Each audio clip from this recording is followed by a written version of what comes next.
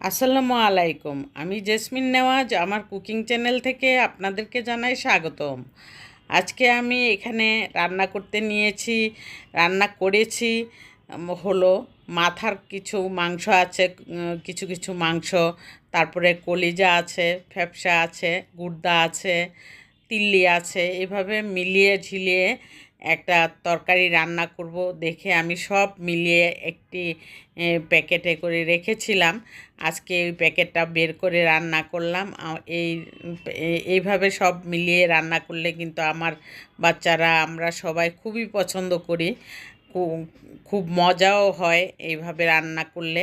আর সেই রান্নাটা আপনাদের সামনে আমি তুলে ধরলাম। আর সেই রান্নাটা দেখতে দেখতে আপনাদের কাছে আমার একটাই অনুরোধ থাকবে, একটি লাইক দিয়ে কন্টিনিউ করবেন। এখানে আমি সব ধরনের মশলা দিয়ে দিচ্ছি। পেঁয়াজ ভাজা ভাজা হয়ে আসার পর হলুদটা দিয়ে আমি একটু পানি দিয়ে দিয়েছিলাম। তারপরে মরিচের গুঁড়া, ধনিয়ার গুঁড়া, আদা রসুনের পেস্ট, তারপর যা লাগে সব কিছুই আমি, এলাচি, দারচিনি সবই আস্তে আস্তে দিব। আর আমার ডেসক্রিপশন বক্সে পরিমাণটা আমি দিয়ে দিব, সেটা আপনারা দেখে নেবেন প্রয়োজনে।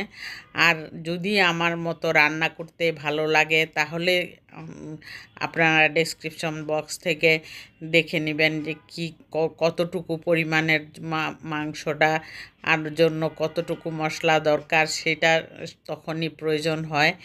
আর বেশি কোনো কিছুই ভালো না, বেশি মশলা কোনোভাবেই তরকারির মজা নষ্ট করে দেয়। আমি আন্দাজ মতো দিয়ে থাকি, আন্দাজ মতো দিয়ে আমি এখানে মাংস 90% সিদ্ধ করে নিয়েছি মাংসটা। মাংস, কলিজা সব কিছু মিলিয়ে এখন আমি কী আর বলবো, এটাকে মিক্সড মাংস বলা যায়। সেই জন্য আর এই মাংসটা একদম প্রায় গলে গেছে। এখন আলুটা দিয়েছি, আলুটা দিয়ে আবার যখন রান্নাটা বসাবো একটু গরম পানি দিয়ে দিব, তখন এটা একদম মাখা মাখা হয়ে যাবে। এই মাখা মাখা মাংসটা খুবই মজার হয়। পানিটা একদম শুকিয়ে ফেলবো আমি। আর আমার ভিডিওটা যদি ভালো লেগে থাকে তাহলে অবশ্যই একটি লাইক দিতে ভুলবেন না। একটু কষ্ট করে লাইকটা দিয়ে দিবেন। আর যদি এর চেয়েও ভালো লেগে থাকে তাহলে সাবস্ক্রাইব করে যাবেন। সাবস্ক্রাইব করে অল বাটনে প্রেস করে রাখবেন। আর আমার এই কলিজা ফ্যাপসা ভুনাটা কিন্তু আমরা রাত্রে ভাত দিয়ে খেয়েছি, সকালবেলাও আবার পরোটা দিয়ে খেয়েছি। খুবই মজার সাথে খেয়েছি এবং মজাও লেগেছে। আর ছোট ছোট করে আলুর টুকরাগুলি খুব নরম হয়ে যায়।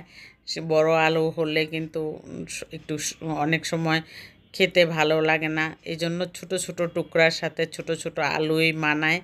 সেটা চিন্তা করে আমি এইভাবে রান্নাটা শেষ করে দিলাম। দেখুন কত সুন্দর হয়ে